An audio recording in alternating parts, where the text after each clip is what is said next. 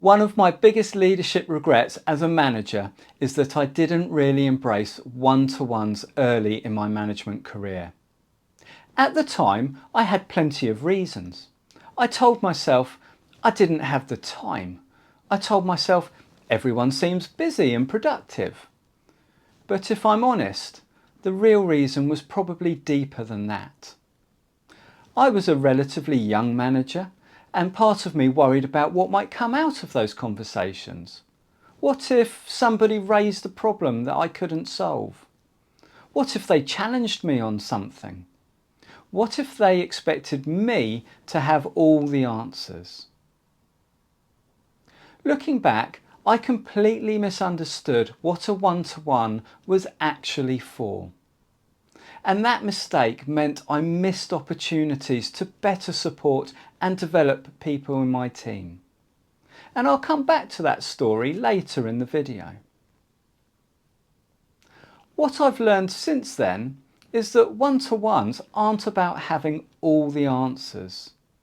They're about building trust, understanding people, and creating better conversations.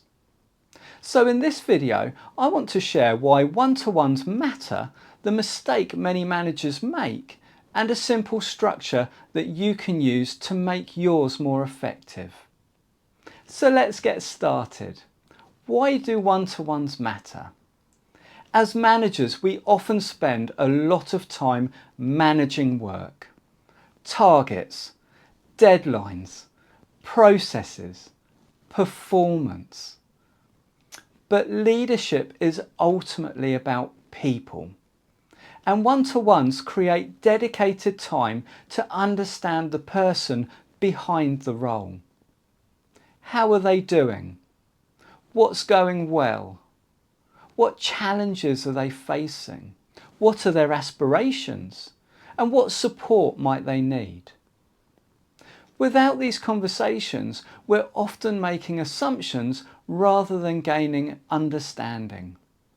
And when people feel listened to, understood and supported, they're often more engaged and more motivated and ultimately more willing to contribute. So what are some of the mistakes? One of the biggest mistakes I see is treating one-to-ones purely as performance conversations. Performance matters, of course it does, but if every meeting feels like an inspection, people naturally become defensive. Good one-to-ones should include conversations about achievements, challenges, well-being, development and career aspirations. The goal is to understand the whole person, not just the results they're producing. The second mistake is turning the meeting into a project update. You've probably experienced meetings like this yourself. Have you done this? Where are we with that? What's the latest update? Now, there's nothing wrong with discussing work, but most of those conversations can happen elsewhere.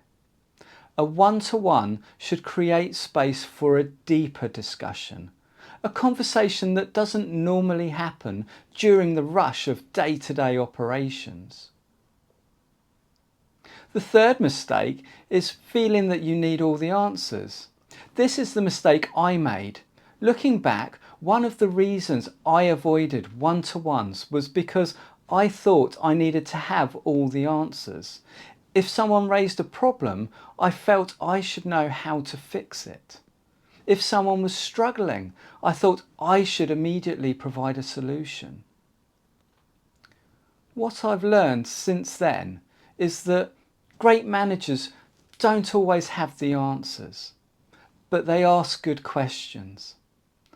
Sometimes people simply need somebody to listen. Sometimes they already know the answer and just need the space to think it through. The purpose of a one-to-one isn't to prove how knowledgeable you are, it's to support the person sitting opposite you. In fact, one of my biggest leadership regrets came from not fully understanding this, and I'll explain what I mean in a moment when I share my own experience. But what is a simple one-to-one structure? If you're not sure where to start, here's a simple framework. I like to think about 4 areas. Check in with the person. How are they doing? How are things going? What's on their mind? Then look at progress. What's gone well since our last conversation? What successes should be recognised? And what achievements are they proud of? Discuss the challenges. What's getting in the way? What obstacles are they facing? How can you support them? And development. What would they like to learn? What skills would they like to develop? What opportunities could help them grow? This structure helps create a balanced conversation rather than focusing solely on performance. Looking back, I think one of the reasons I underestimated one-to-ones was because I viewed many of my team members through the lens of their day-to-day roles. I would see them serving customers, preparing food, running coffee bars, completing tasks. And because things appeared to be running smoothly, I assumed everything was fine. What I didn't fully appreciate at the time was that whilst I knew what many of my team members did, I didn't always know that much about them as people. I knew who was running the coffee bar. I knew who was looking after hospitality, and I knew who was preparing food. But I didn't always know what motivated them, what ambitions they had, what challenges they might have been facing, or what support they might have needed from me as their manager. Now, I'm not suggesting managers should become intrusive or overly familiar. Everyone has different boundaries, and that is important to respect. But I do think people want to feel recognised as individuals, not simply as employees carrying out tasks. Later in my career, particularly when I moved into learning and development, I began to experience effective one-to-ones myself.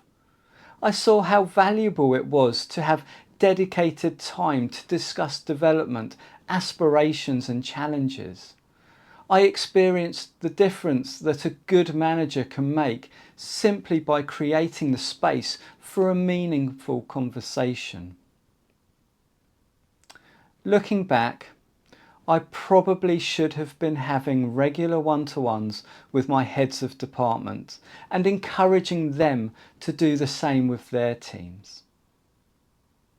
Would it have solved every issue? Probably not. But I do believe it would have helped me develop people more effectively, build stronger relationships, and identify opportunities much earlier. It is one of those leadership lessons that I learned later than I would have liked. So, if there's one thing I want you to take away from this video, it's this.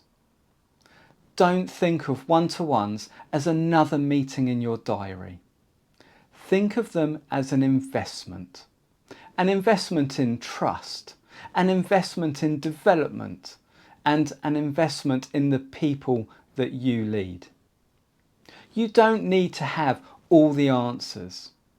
You simply need to create the space for meaningful conversations to happen.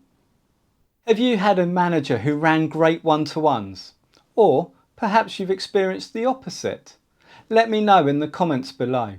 I'd love to hear what's worked well for you and what hasn't. And if you're new to management, you may also find my video on the first 90 days as a new manager useful. Thanks for watching, and I'll see you again in the next video.